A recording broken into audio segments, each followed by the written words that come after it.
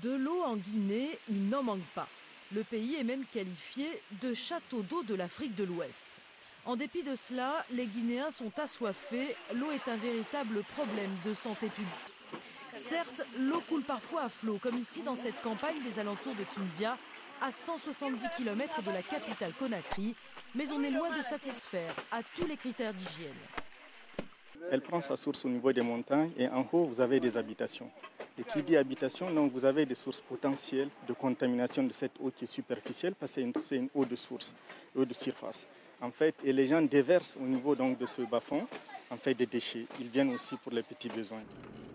Il faut aller en ville, à Conakry, pour se rendre compte de l'ampleur du problème. Cette famille trouve son eau dans un puits traditionnel creusé dans sa cour.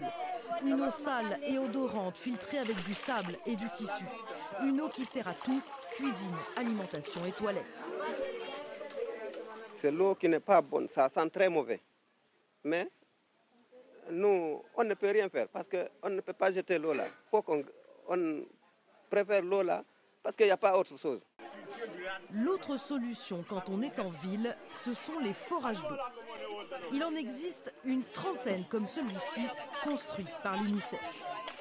Personne n'échappe à la corvée de l'eau.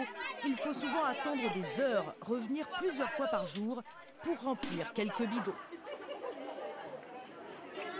Je viens ici chaque matin pour chercher d'eau. De matin, midi, soir, toute la journée. Nous souffrons beaucoup par rapport à l'eau. Dans les rues, on aperçoit encore quelques tuyaux censés permettre l'arrivée d'eau. Des robinets que l'on tourne en vain. Mais rien ne change. Problème de production, de réseau, volonté politique, il y a une vraie crise de l'eau en Guinée. Une crise qui perdure et qui a des incidences dramatiques sur la santé de la population.